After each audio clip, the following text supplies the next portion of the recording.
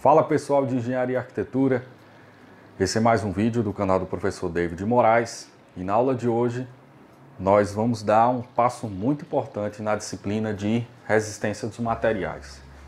Hoje a gente vai aprender acerca de deflexão em vigas e eixos.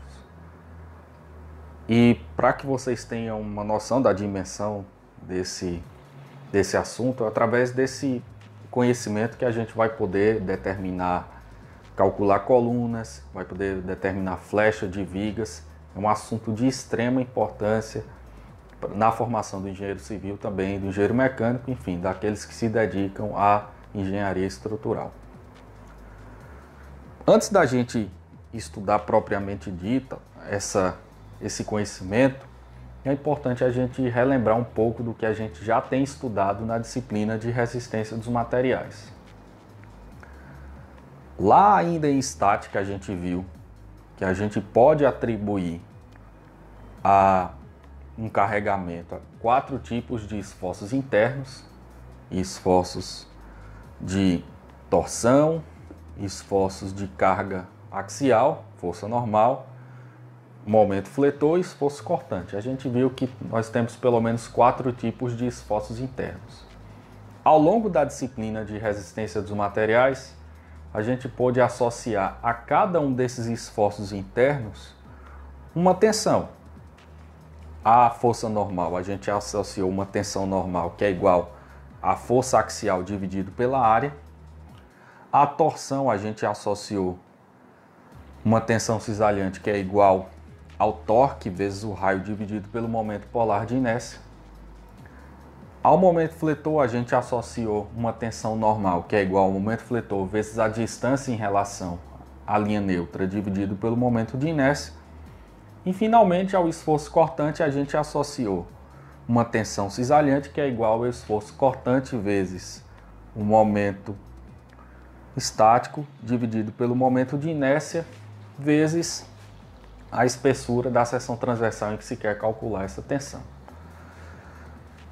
Ainda na disciplina de resistência dos materiais, a gente pôde associar a força normal e a torção. A gente também pôde associar, além de uma tensão, no regime elástico, a gente pôde associar também uma deformação.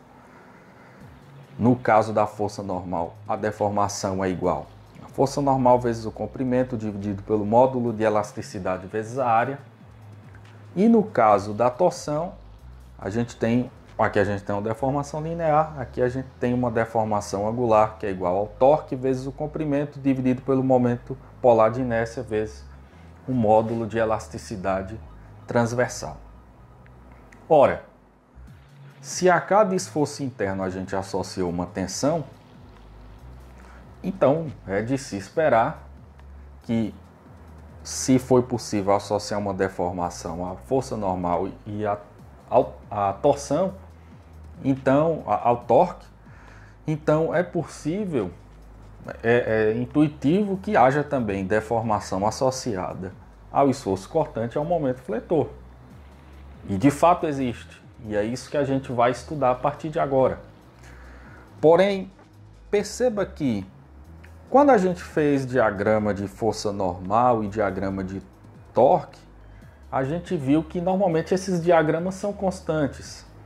Então essas equações de deformação são suficientes para encontrar deformação ao longo de um trecho de uma viga, de um elemento estrutural. Justamente por esses esforços de torque e de força normal serem constantes. Já quando se trata de momento fletor e esforço cortante, a gente viu que, dependendo da distribuição de carga, a gente vai ter uma função de esforço cortante e uma função de momento fletor. Então é de se esperar que a deformação associada a esses esforços também seja uma função, como de fato é. Nesse caso, quanto às deformações associadas ao momento fletor e ao esforço cortante, a gente intuitivamente, quando a gente observa uma laje, enfim, uma viga, a gente percebe claramente que existe uma flecha na viga, existe uma deformação do eixo longitudinal. Em relação ao eixo horizontal, o eixo X, intuitivamente a gente vai observar justamente tanto uma curvatura da viga quanto uma distância, uma deflexão em relação ao eixo X. Essa é a deformação associada ao momento fletor e ao esforço cortante. E a equação dessa deflexão que a gente vai buscar na aula de hoje. Essa linha associada à deformação nós chamamos de linha elástica, tá? Então, só para adicionar uma definição formal de linha elástica, o diagrama de deflexão do eixo longitudinal que passa pelo centróide de cada área é justamente a linha elástica. Vamos agora deduzir a equação da linha elástica. Agora, para deduzir a equação da linha elástica, a gente precisa relembrar alguns conceitos quando a gente associou uma tensão normal ao momento fletor. A gente viu que uma viga que está submetida à flexão vai desenvolver uma curvatura. Eu posso associar a essa curvatura um raio, ρ, e um ângulo que eu vou chamar de θ. E a gente viu que o comprimento da viga, que o comprimento original da viga que corresponde a comprimento L, a gente viu que a gente pode associar esse comprimento L ao ρ vezes θ.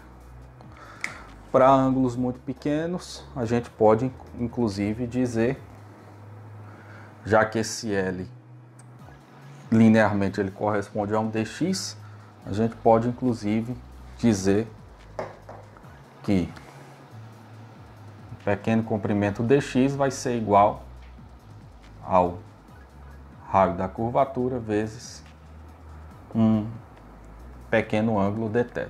Isso para pequenos ângulos, tá? Essa é uma das primeiras coisas que a gente precisa revisar lá das notas de aula que você pode recordar sobre tensão e associada ao momento fletor. Nessas notas de aulas a gente chegou em uma relação entre o raio da curvatura e a deformação. Isso aí você pode relembrar nas notas de aula que o inverso do raio da curvatura é igual a menos a deformação dividido pela distância y aqui em relação à linha neutra. Distância y em relação à linha neutra. E essa é a mesma deformação lá da lei de Hooke para regime elástico, tensão igual ao módulo de elasticidade vezes a deformação. Nessa aula também, a gente também associou uma tensão normal ao momento vezes a distância menos o momento vezes a distância em relação à linha neutra dividido pelo momento de inércia. Se a gente combinar, se a gente substituir aqui essa equação nessa equação, a gente vai chegar numa relação entre o raio de curvatura e o momento fletor. Que relação é essa? Vamos lá. Vamos igualar isso daqui então. Tem que o módulo de elasticidade vezes a deformação vai ser igual a menos o momento. Vou botar aqui menos y, tá? Vocês vão entender por quê. Menos y vezes o momento fletor dividido pelo momento de inércia. Quando a gente passa isso para cá, a gente pode dizer, se a gente passar o módulo de elasticidade aqui para o denominador e passar o menos y aqui também para o denominador, a gente pode dizer que o inverso do raio de curvatura é igual ao momento dividido pelo módulo de elasticidade vezes o momento de inércia. Esse produto aqui a gente também pode chamar de rigidez da viga. Num primeiro momento, o que é que a gente conseguiu fazer aqui? Relacionar o raio de curvatura da viga ao momento fletor.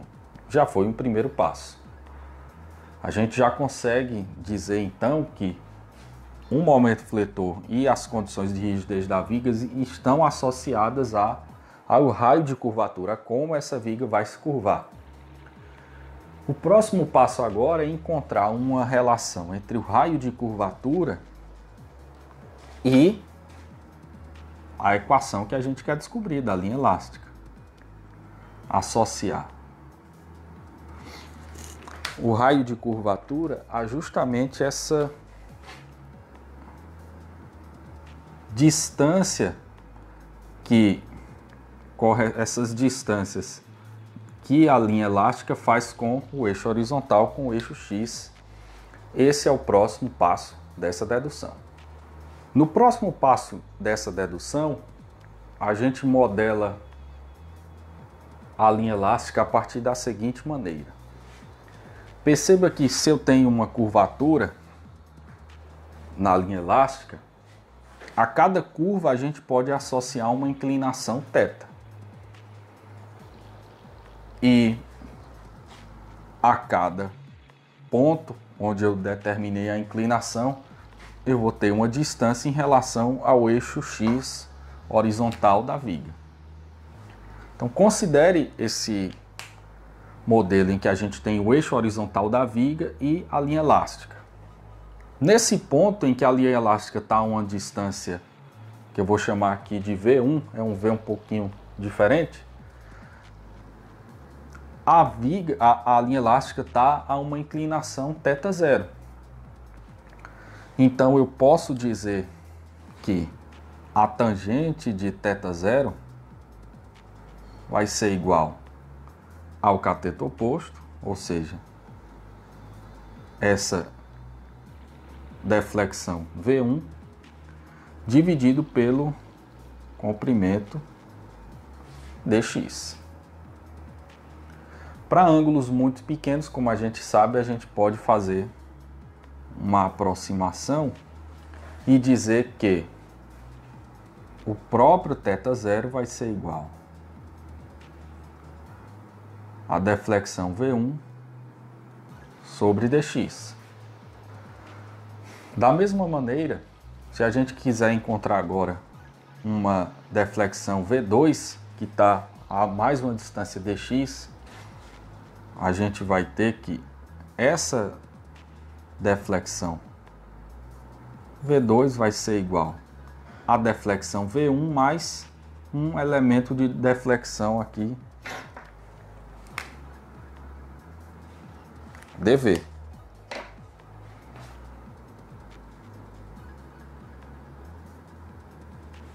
E esse elemento de deflexão, perceba que a tangente de θ1 vai ser igual ao cateto oposto, dV, dividido pelo cateto adjacente, dx.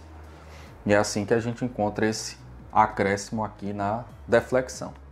Então, a deflexão V2 vai ser igual a tangente, vai ser igual a θ0 vezes dx, mais θ1 vezes dx, que é justamente esse acréscimo aqui de deflexão. Se a gente for fazer isso para as várias deflexões, a gente vai cair numa série. E no final das contas, o que a gente vai descobrir é que para uma deflexão N, ela vai ser justamente o somatório de θ0 mais dx mais θ1 dx mais, enfim, θn dx. E a gente pode, inclusive, para encontrar a função da deflexão, já que a gente tem uma série, a gente pode dizer que a função da deflexão vai ser justamente uma integral da inclinação ao longo da função da inclinação em relação ao comprimento. A partir dessa dedução, a gente já encontrou uma relação entre a equação da linha elástica, a equação da deflexão, e a inclinação. Então, o que a gente precisa fazer agora é, se a gente tiver uma relação entre a inclinação e o raio de curvatura, consequentemente, a gente vai ter uma relação entre a equação da deflexão da linha elástica e o momento fletor e a rigidez da viga. Pergunta é, a gente tem essa relação? Claro que a gente tem. A relação entre a inclinação e o raio de curvatura é justamente essa. O inverso do raio de curvatura, se a gente inverter aqui, a gente tem que o inverso do raio de curvatura vai ser justamente a derivada da função da inclinação em relação ao comprimento. Vou apagar isso daqui para que a gente possa continuar. Então, aqui continuando nossa dedução, observe que, bom, se a equação da linha elástica é igual à integral da inclinação, a gente pode dizer também que a derivada da inclinação vai ser igual a derivada da deflexão vai ser igual à própria inclinação. Se a gente derivar isso aqui numa segunda ordem, a gente vai ter que a segunda derivada da deflexão vai ser igual à derivada da inclinação. A derivada da inclinação é igual a 1 sobre o raio de curvatura, e 1 sobre o raio de curvatura é igual ao momento fletor dividido pela rigidez da viga. Finalmente, então a gente tem o seguinte: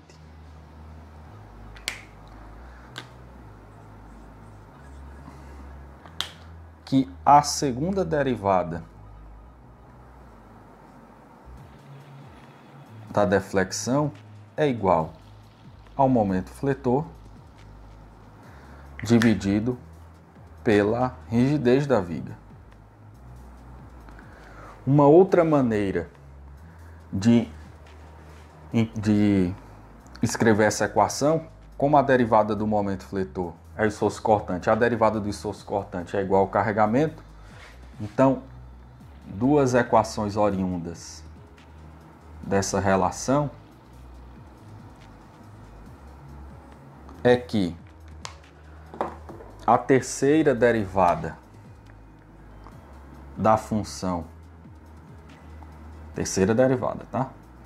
A terceira derivada da linha elástica vai ser igual ao esforço cortante dividido pela rigidez da viga, e a quarta derivada da equação da deflexão da linha elástica vai ser igual a menos o carregamento dividido pela rigidez da viga. O que é que essas equações estão mostrando para a gente? Que a equação da linha elástica, a equação da deflexão da viga associada a esforços de momento fletor, a carregamentos transversais, são resolvidas através de uma equação diferencial. Se eu integrar isso aqui 2 vezes, eu vou achar uma equação. Se eu integrar isso daqui 3 vezes, vou achar a equação da linha elástica. Se eu integrar isso daqui 4 vezes, vou achar a equação da linha elástica. É dessa maneira que se determina a equação da linha elástica de uma viga, através dessas equações diferenciais. E, claro, sempre que a gente realiza uma integração, vocês lembram lá de integrais primitivas, cada vez que eu integro, vai aparecer uma constante, eu preciso determinar essa constante a partir de condições de contorno. Isso aqui vai ficar mais claro quando a gente fazer esse próximo exemplo no próximo vídeo, como essas equações são resolvidas e determinam a equação da linha elástica. Então eu espero vocês nos próximos vídeos para que a gente possa entender como isso aqui acontece na prática, como a gente pode utilizar essas equações para determinar a equação da linha elástica da viga. Muito obrigado mais uma vez pela atenção de vocês, aguardo toda a turma aí de engenharia no próximo vídeo.